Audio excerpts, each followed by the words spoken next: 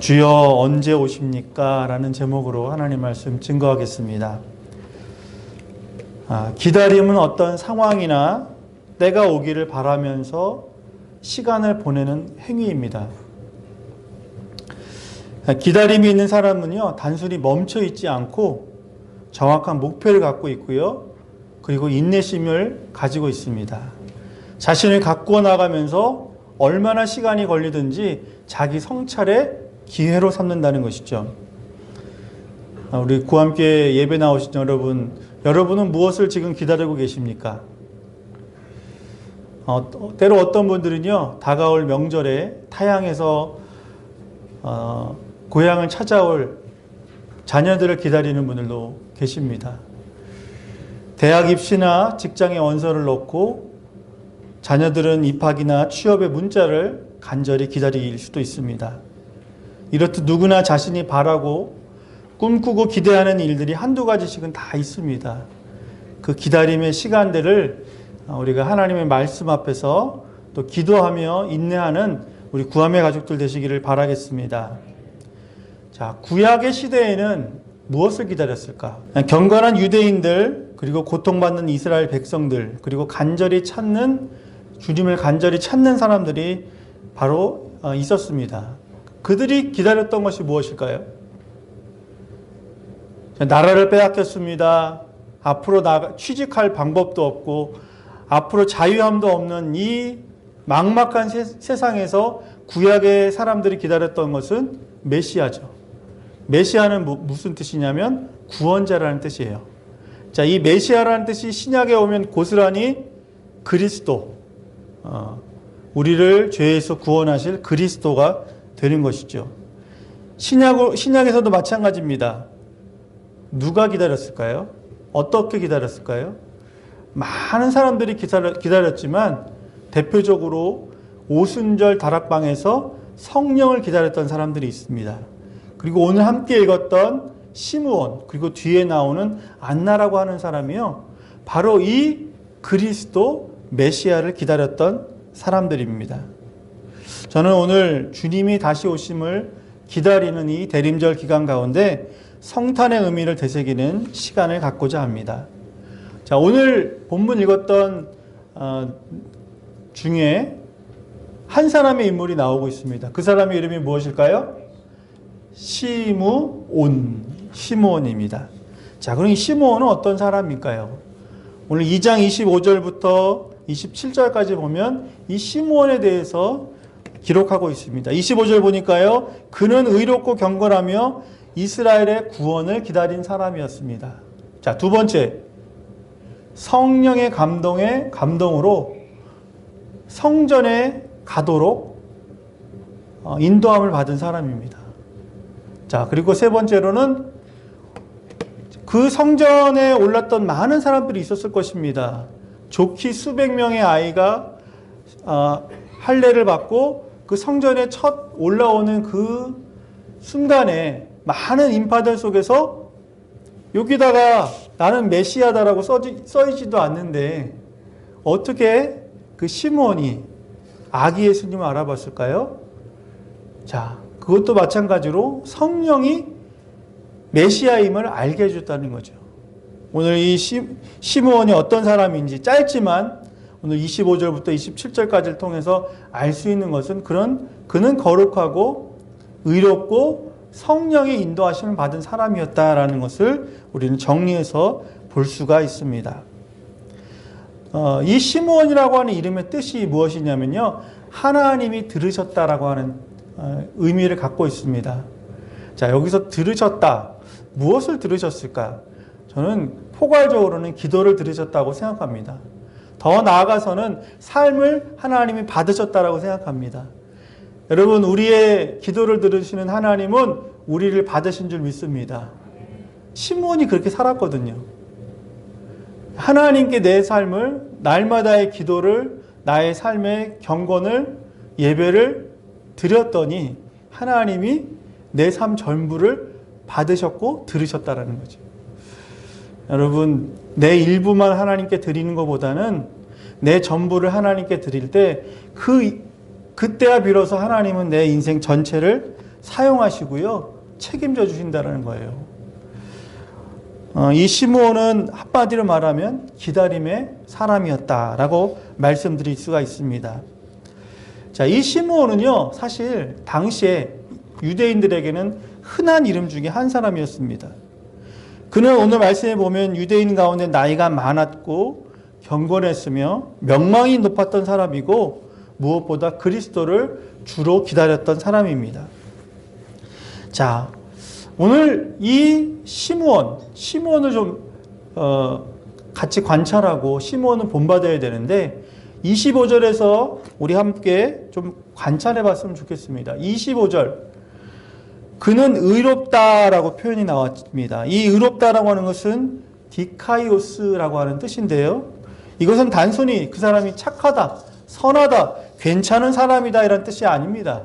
이 성경에서 말하는 디카이오스라고 하는 뜻은요, 원칙이나 기준에 합당하여 법적으로 전혀 하자가 없다라는 말이 디카이오스, 의롭다라는 말입니다. 여러분, 세상에 의로운 사람이 있습니까?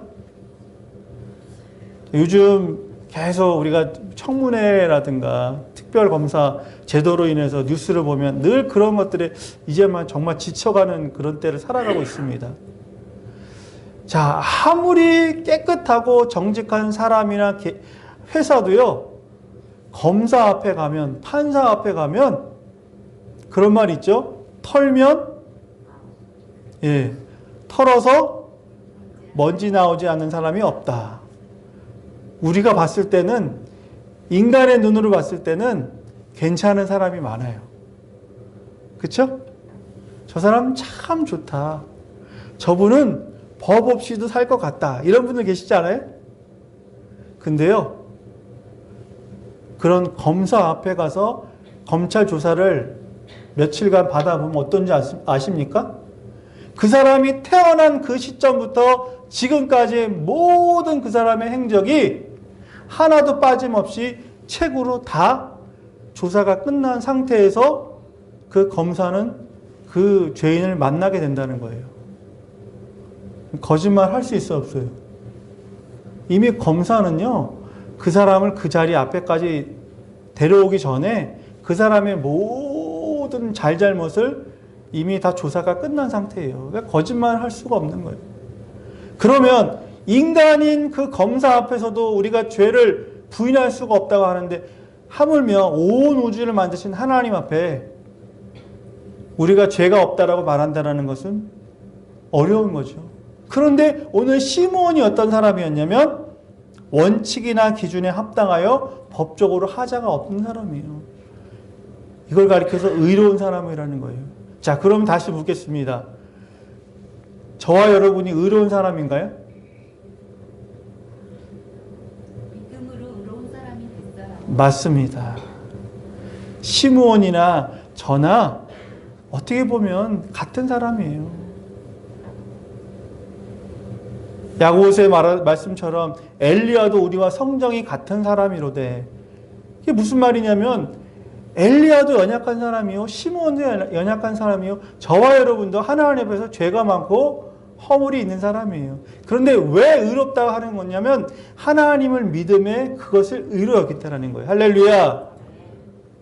여러분, 하나님을 참으로 믿으실 때 하나님은 저희를 원칙이나 기준에 합당하여 법적으로 하자가 없는 온전한 자라고 명명하신다는 거예요.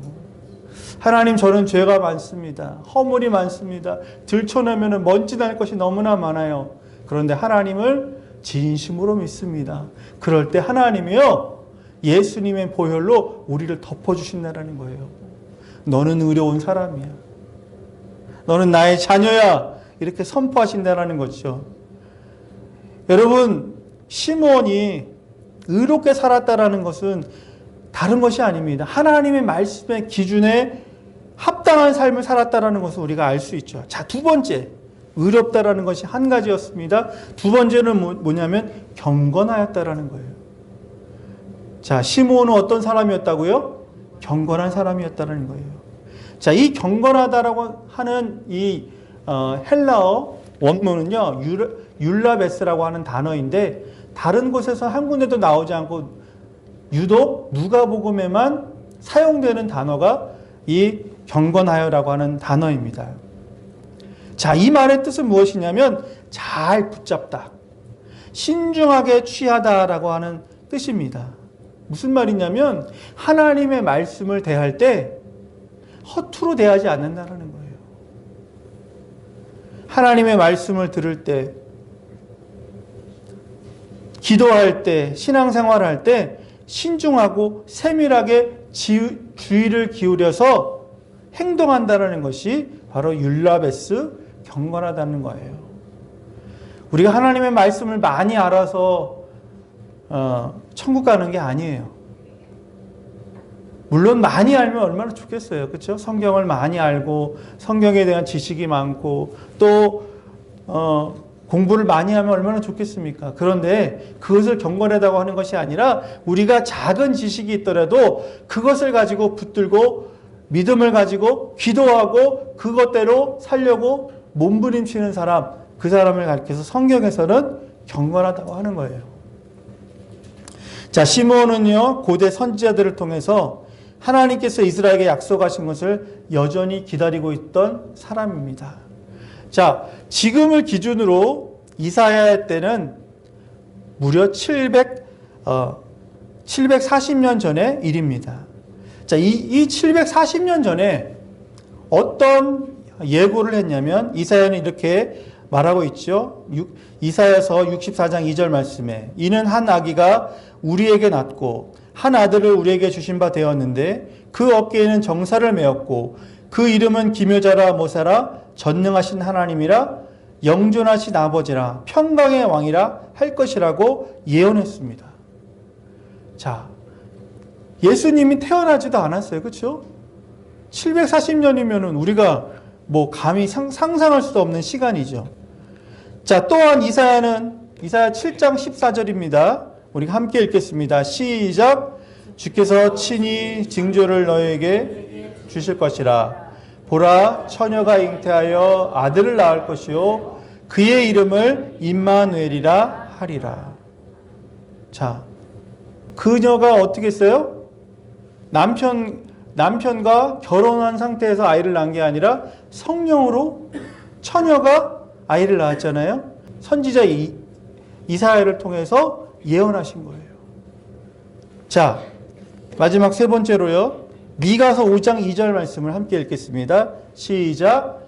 베들레헴 에브라다야 너는 유다 족속 중에 작을지라도 이스라엘을 다스릴 자가 내게로 나올 것이라. 그의 근본은 상고에 영원히 있느니라. 아멘. 자, 이사야나 미가는 동일하게 이 말을 받았을 때는 이스라엘 사람들은요, 무슨 말인지 이해를 못했을 수도 있어요. 기대할 수 없는 그런 상황이었습니다. 우리를 위해서 아기가 태어나시는데 왕궁에서 태어난 것이 아니라 가장 낮은 곳에서, 여기서 보니까 미가서 5장 말씀에 보니까 너는 유다 족속 중에 작을지라도 이스라엘 다스릴 자가 내게로 나온다 말씀하셨죠. 자, 여러분 구체적으로 이 말씀이 어떻게 성취됩니까? 예수님이 태어난 곳이 왕궁이나 번듯한 집이 아니라 아기를 낳을 장소가 없어서 어디에서 태어나셨죠? 마구간에서 태어나셨죠. 가장 낮은 곳에, 어떻게 보면 인간의 생각으로 미치지 않는 미천한 곳에 아기 예수님이 태어나셨다라는 것이죠. 자, 수백 년이 지난 후에도 이 시므온은요, 그 기다림을 포기하지 않고 끝까지 하나님 앞에서 의로움과 경건함으로 무장해서 그 약속이 성취되도록 기다렸다는 것입니다. 오늘 2장의 말씀에 보면 시므온이 나이가 많았다고 기록이 되죠. 자, 얼마나 많았는지는 우리는 알 수 없습니다. 그럼에도 이 나이가 많았던 시므온은요, 마리아와 요셉의 유대 법에 따라서 제8일에 할례를 받게 하기 위해서 예수님을 예루살렘 성전으로 데려왔을 때 여전히 거기서 기다리고 있었다라는 것이죠. 자, 이 시므온이 예수님이 그 성전에 올라오실 거라는 것을 어떻게 알게 됐다고 그랬죠? 누구를 통해서? 성령을 통해서. 성령의 도우심으로 시므온은요, 자기가 살아있는 동안 메시아를 만날 것이라고 하는 그 언약을 지키게 됐고 그 언약이 성취됐다라는 것입니다. 여러분, 우리는 각자 기다리는 것이 다 다르잖아요. 그런데요, 신앙인으로서의 공통점에 기다림이 있습니다. 그것은 바로 주님이 다시 오실 날을 기다린다는 것입니다. 여러분, 신앙인이 만약에 예수님이 다시 오시는 것을 기다려지지 않는다면 그 신앙은 뭔가 잘못된 거예요. 우리가 매해 성탄을 맞이하고 있습니다. 이미 예수님이 이 땅 가운데 오셨어요. 2000년 전에 이 땅 가운데 예수님은 오셨고요. 33년 동안 이 땅 가운데 살아가시고 40일 동안 그들에게 보이시고 다시 올라가셨어요. 그리고 다시 오심, 그걸 가리켜서 재림이라고 하죠. 처음 오신 것을 초림, 이게 성탄입니다. 다시 오시겠다 하신 것이 재림입니다. 그러니까 지금은 어느 때냐면 초림과 재림의 그 중간에 있는 거예요. 그러나 성경이 우리에게 말하고 있는 것이나 또 수많은 믿음의 사람들이 또 우리가 기도하는 사람들이 말하고 있는 것은 이 재림이 멀지 않았다는 것을 알 수가 있다는 것이죠. 우리는 누굴 기다립니까? 다시 오실 예수님을 기다리는 사람이라는 거예요. 예수님이 기다려지는 기다림으로 살아가는 것이 참된 신앙이라는 거예요. 여러분도 예수님을 기다리시기 바랍니다. 그 예수님이 이미 우리에게 구원자가 되어주시지만 앞으로 다시 오실 그 주님은요, 영원한 하나님 나라를 가지고 이 땅 가운데 오신다라는 거예요. 우리가 지금 이 땅 사는 것은 눈물도 있고 아픔도 있고 때로는 죽음도 있어요. 그러나 주님이 다시 오시는 그 나라에는요, 우리가 지금 느끼고 있는 아픔과 눈물, 근심과 걱정은 하나도 없이 하나님과 함께 영원한 천국을 맛보는 세상에 살아갈 줄 믿습니다. 여러분, 그렇게 하기 위해서는 오늘 시므온은 본받아야 되는데 시므온이 어떻게 예수님을 만났습니까? 성령님의 인도하심을 받았다라는 거예요. 여러분, 우리가 어떻게 주님을 기다리는 것이 벌써 2000년이 지났잖아요. 예수님이 가실 때 뭐라고 말씀하셨어요? 내가 곧 오리라 말씀하셨어요. 속히 오리라 말씀하셨어요. 그 속히라고 하는 말이 무려 지금 몇 천 년이요? 2000년이 지났단 말이에요. 우리가 어떤 일들을 기다리다 지치면 포기하기가 쉬워요. 그렇죠? 내 자녀가 결혼을 해야 되는데 아이고 한 해만 하다가 아이고 포기한다. 취업을 하려고 했는데 정 안 되면 아이고 그냥 취업은 포기한다. 또 어떤 좋은 일을 위해서 내가 계속 무엇인가 공든탑을 쌓았는데 안 되면 아유 내가 이 땅에서는 그게 안 되나 보다 하고 포기하는 때가 너무나 많지 않습니까? 그렇죠? 근데요, 다른 일은 포기할 수 있어요. 어쩔 수 없잖아요. 그러나 주님이 다시 오시면 포기할 수도 없고 타협할 수도 없다라는 거예요. 물론 시간이 더디 걸릴 수도 있죠. 그러나 우리가 그 포기하지 않고 인내로서 의롭고 거룩한 삶을 살아갈 때 우리는 성령님의 인도하심을 받아서 지금의 그 기다림이 오히려 복을 받는 기회가 될 줄 믿습니다. 여러분 시므온이 포기할 수도 있었잖아요. 그렇죠? 그가 기다렸던 것은 나이가 많은 노년 때 기다린 게 아니에요. 그는 어느 때 하나님을 알고 나서 그 신앙의 불이 붙고 나서 그때부터 기다린 거예요. 주님이 다시 오실 것이다. 너를 통해 너가 만나게 될 것이다. 그 약속을 받은 이후로부터 시므온은 정말 매일매일을 경건한 삶을 살아가며 오늘을 기다렸다라는 것이죠. 하나님은 시므온에게 그의 눈으로 메시아를 보기 전까지는 죽지 않을 것이라고 하는 약속을 주셨습니다. 그런데 오늘 이 시므온이 아기 예수님을 만났잖아요. 그렇죠? 얼마나 기뻤을까요?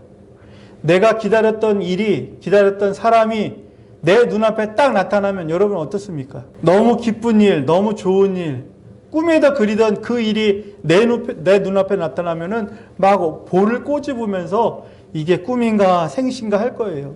오늘 이 바로 시므온이 28절에 보면 시므온이 아기를 안고 하나님을 찬양하되. 자, 이 시므온은요, 너무 기쁜 일을 만나니까 뭘 했어요? 찬양을 했다라는 거예요. 여러분, 우리 안에 하나님이 이루어주신 놀라운 기적들, 하루하루 일상의 기도의 응답들, 그것을 받을 때마다 하나님을 찬양하시기 바랍니다. 자, 그 선하신 약속이 이루어졌어요. 기다림의 끝은 하나님의 응답이었습니다. 하나님은 자신의 신실하심을 아기 예수님을 시므온과 만나게 하심으로 증명해 주셨어요. 그분은 처녀의 몸으로 태어나심으로 미가의 약속은 이루어졌다라는 것입니다. 선지자의 말대로 이 아기는 베들레헴에서 태어났고요. 하나님의 말씀은 1.1획도 변하지 않고 이루어졌습니다. 이 일은요, 온 세상에 미칠 큰 기쁨의 소식이고 주 여호와께서 다시 오셨습니다. 여러분, 우리도 이러한 시므온의 믿음을 가지시길 바랍니다.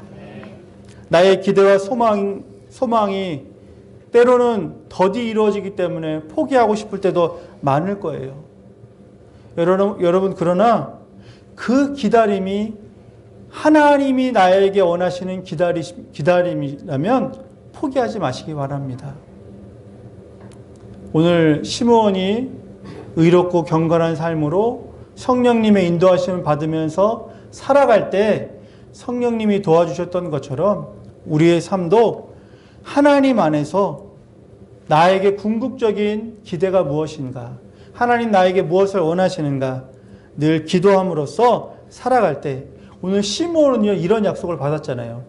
내가 이 약속을 너에게 지켜주기까지는 너의 생명을 빼앗아가지 않으리라.